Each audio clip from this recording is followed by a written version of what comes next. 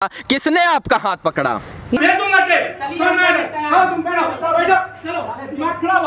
पीछे जाके बोला कि ये दोनों दर हरामी है। हेलो हाँ ये दर हरामी है। हेलो हाँ ये दर हरामी है। कि उन्होंने एक महिला को कहा ये दर हरामी है। लगता है अब इस देश में मर्द नहीं बचे हैं। अब इंसाफ मांगने के लिए मर्दों की कमी हो गई है।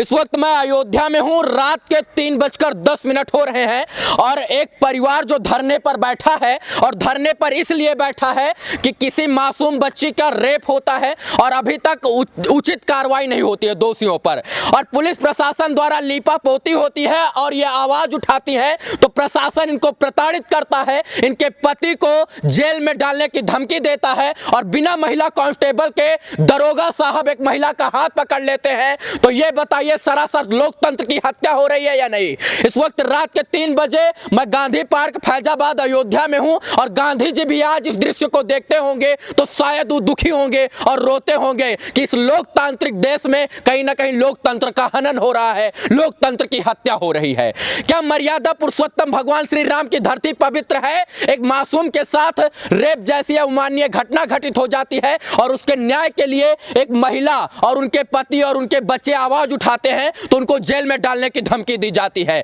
किसने आपका हाथ पकड़ा था? आपके सोशल मीडिया पर मैंने देखा कि आपका हाथ पकड़ लिया गया था, आपके पति को जो है बिना अरेस्ट वारंट जारी किए हुए जिप्सी में बैठा लिया गया था। किसने आपका हाथ पकड़ा?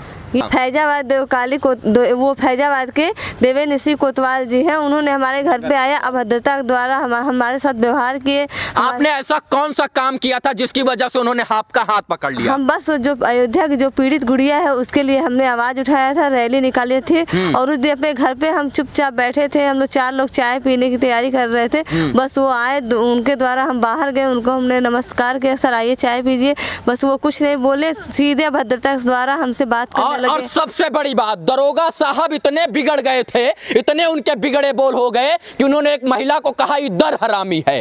अगर दरोगा जी कोई और यही अपशब्द बोलता तो आपको कितना अच्छा लगता, कितना बुरा लगता मुझे नहीं पता। ये शब्द उन्होंने बोला या नहीं बोला? जी, उन्होंने पीछे जाके बोला कि ये दोनों दर हरामी हैं। हाँ, जी ऐसे बोला उन्होंने? हाँ, उन्होंने कहा, और कहा कि अगर तुम रैली और धरना बैठते हो तो तुम्हारा तुम्हारे पति को दोनों का हाथ पैर तोड़ के घर में बैठा दिया जाएगा और इतना मुकदमा कर देंगे कि जिंदगी बर्बाद हो जाएगी। रात में 3:13 हो रहा है। एक बार दिखाइए विशाल, यहाँ पर रात में 3:13 पर आप इस पार्क में क्या कर रही हैं? हम यही बैठे हैं सर। हम भी चाहते हैं कि मेरे साथ न्याय हो, हमारा मान सम्मान खोया, मेरा मान सम्मान वापस दिया जाए, इसलिए हम धरना बैठे हुए हैं। क्या अयोध्या के एसएसपी साहब, अब इस देश में मानवता नहीं बची है?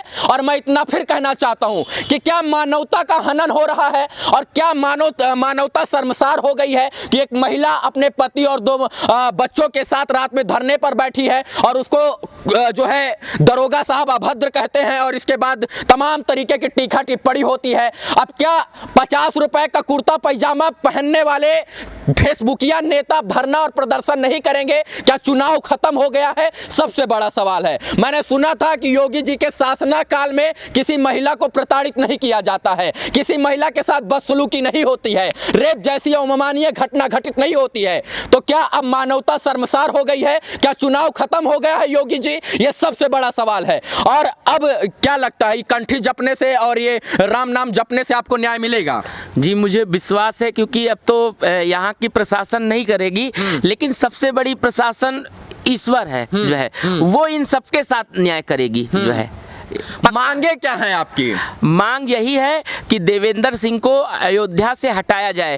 अभी तक जिनकी गिरफ्तारी हुई है उससे आप लोग संतुष्ट नहीं है क्या? नहीं, उच्च स्तरीय की जांच कराई जाए। हाँ। और जो दोषी है उनको पकड़ा जाए। हाँ। जो दोषी 1 लोग थे उनको तो पकड़ लिया गया, ऐसा प्रशासन का कहना है। लेकिन गुड़िया ने 3 लोगों को नाम ले लिया सर, तो कम से कम उन तीनों लोगों को गिरफ्तार करके वो उचित जांच तो होनी चाहिए। हाँ। कि यहाँ कितने आरोपी थे।